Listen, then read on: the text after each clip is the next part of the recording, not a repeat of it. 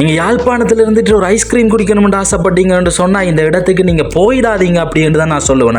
ஏன் இருக்குன்றதெல்லாம் நான் வீடியோல சொல்றேன் வாங்க. நாமளும் நைட் ஆயிட்டே ஒரு ஐஸ்கிரீமை குடிப்போம் அப்படின்னு சொல்லி கோண்டாவில் இருக்கிற இந்த ஜூஸ்பரி என்ற அந்த ஐஸ்கிரீம் ஷாப்புக்கு தான் நாங்க வந்திருந்தோம். வெளியில தாராளமா இருந்த ஐஸ்கிரீம் சாப்பிடறதுக்கான ஸ்பேஸ் இருந்தாலுமே கூட அட உள்ள கதவை திறந்து பார்த்தோம்னு சொன்னா அடடே இது நல்லா இருக்கே, அட நம்ம ஐஸ்கிரீம் கடைக்கு தானா வந்திருக்கோம் இல்லைன்னு சொன்னா வேற எங்கேயாச்சும் வந்திருக்கிறோமா அப்படின்னு சொல்லி ஃபீல் பண்ற அளவுக்கு கலர் லைட் எல்லாம் போட்டிருந்தாங்க. அட இவங்க இன்டீரியர் செட்டப் எல்லாத்தையுமே நம்ம போய் பார்த்திருந்தோம். உண்மையிலேயே போட்டோ எடுக்கவும் நம்மளோட பர்த்டே செலிப்ரேட் பண்ணவும் ஒரு சூப்பர்வான இடத்தை இவங்க செஞ்சிருந்தாங்க. அட இந்த செட்டப் எல்லாமே இப்ப எல்லா கடையிலுமே செஞ்சிருக்காங்க. இது என்ன உனக்கு புதுசா இருக்குன்னு கேட்டீங்கன்னு சொன்னா அதுதான் இல்ல, இங்க வந்து ஒரு பிரைவேட்டான ஸ்பேஸை கொடுத்திருந்தாங்க. அட ஆமாங்க, இங்க யாருடைய டிஸ்டர்பும் இல்லாம நீங்க உங்களோட ஃப்ரெண்ட்ஸோட நீங்க கேக் கட் பண்ணி வைப் பண்றதுக்கு ஒரு தனியான ஒரு ஸ்பேஸ் கொடுத்திருந்தாலுமே கூட எங்க ஃப்ரெண்ட்ஸோட சேர்ந்து நம்ம வைப் பண்ணிக்கிட்டு ஐஸ்கிரீம் குடிக்கிறதுக்கான ஒரு திறமான இடமா இது இருந்துச்சுங்க. அட இந்த இன்டீரியர் எல்லாமே நல்லா இருந்தாலும் கூட எங்களை இந்த விஷயம் எதுவுமே டிசப்பாயிண்ட் பண்ணல. அட எங்களை டிசப்பாயிண்ட் பண்ணின ஒரே ஒரு விஷயம் சொன்னா அது இதுதானுங்க. அட ஆமாங்க, நாம இங்க வந்து ஐஸ்கிரீம் குடிப்போம்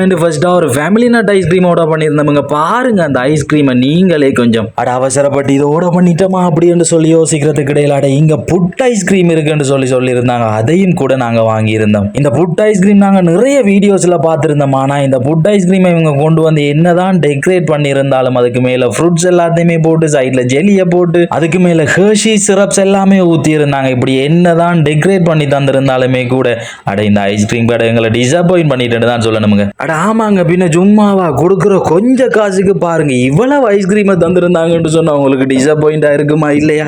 அட என்னடா சொல்றா ஒன்றுமே எனக்கு புரியலையே அப்படின்னு சொல்லி யோசிக்கிறேன். அட ஆமாங்க, கொடுக்குற ஒரு 1000 ரூபாய்க்கு 3 பேர் சாப்பிடுற ஒரு புட் ஐஸ்கிரீம் தராங்கன்னு சொன்னா யாருங்க டிசப்பாயிண்ட் ஆக மாட்டாங்க? மற்ற இடங்கள்ல எல்லாம் 400-500 ரூபாய்க்கு மேல கொடுத்து அட ஒரு ஆள் குடிக்கிறதுக்கு கூட காணாம இருக்குமுங்க அந்த ஐஸ்கிரீம். ஆனா இங்க நாம வாங்கியிருந்த அந்த புட் ஐஸ்கிரீம் 3 பேர் தாராளமா சாப்பிட்டு இருந்தோம். அதோட அவங்க தந்திருந்த அந்த ஃபேமிலி நட் ஐஸ்கிரீம் ஒரு ஷிப் மாதிரி தந்திருந்தாலுமே கூட அதை கூட நான் சொல்லுவேனுங்க 3 பேர் தாராளமா சாப்பிடுற மாதிரி இருந்துச்சுங்க. அதோட அங்க ரோல்ஸ் கூட தந்திருந்தாங்க. அட இதை கூட அவங்க உடனே பொரிச்செங்களுக்காக தந்திருந்தாங்க. சுட சுட ஒரு ரோல்ஸ் கூட நாங்க சாப்பிட்டு இருந்தோம். நம்ம கொடுக்குற கொஞ்சம் காசுக்கு வயிறு நிரம்பணும், திருப்தியாகவும் இருக்கணும், அதோட ஃப்ரெண்ட்ஸோட வைப் பண்ணணும்னு சொன்னா இது எங்களுக்கு சூப்பரான இடம் தானுங்க சொல்லணும். அதுவும் பாருங்களேன் ஐஸ்கிரீமை வலிச்சு துடைச்சு குடிக்கிற அளவுக்கு அது டேஸ்ட் வேற லெவல்ல இருந்துச்சுதுங்க. இது எல்லாத்தையுமே வலிச்சு துடைச்சு குடிச்சிட்டு இருக்கும் பொழுது திரும்பி பார்த்தா இங்க குல்ஃபி மில்க் ஷேக் இருக்குன்னு சொல்லி அட்வர்டைஸ்மெண்ட் போட்டிருந்தாங்க. அட அதை கூட நாம ஆர்டர் பண்ணியிருந்தோம், அதையும் வாங்கி இருந்தோம்.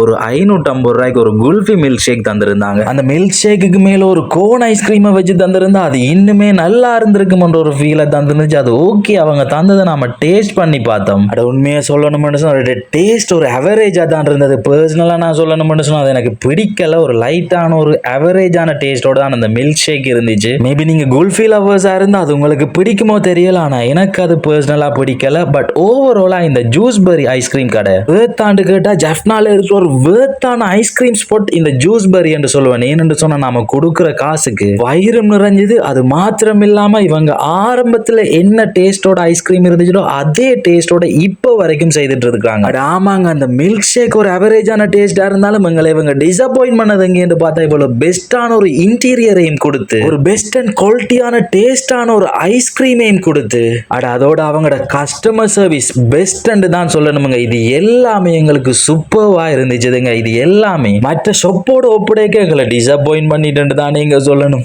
அட ஆமாங்க, உங்களோட ஃப்ரெண்ட்ஸோட ஃபேமிலியோட நீங்கள் சூப்பர்வான ஒரு ஐஸ்கிரீம் சாப்பிடணும்னு சொன்னால் இந்த ஜூஸ்பரி கோண்டாவில் இருக்கிறதுக்கு போய் விசிட் பண்ணி பாருங்க. அண்ட் இப்படி ஒரு இன்ட்ரெஸ்டிங்கான வீடியோவில் நான் உங்களை சந்திக்கிறேன். அது வரைக்கும் நம்மளோட சேனலை சப்ஸ்கிரைப் பண்ணுங்க, உங்களோட ஃப்ரெண்ட்ஸோட ஷேர் பண்ணுங்க. கட்டாயம் இந்த கோண்டாவில் இருக்க இந்த ஐஸ்கிரீம் கடைக்கு போனீங்கன்னு சொன்னால் எப்படி இருந்தது கமெண்ட்ல சொல்லுங்க. பாய்.